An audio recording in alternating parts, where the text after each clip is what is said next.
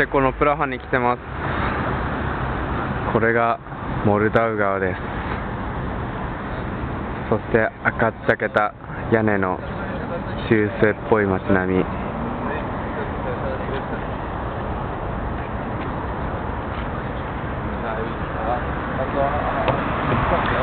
ェコは来る前からなんとなくとは思ったんですが、やっぱりちょっと歩いてみて好きな街かもしれません。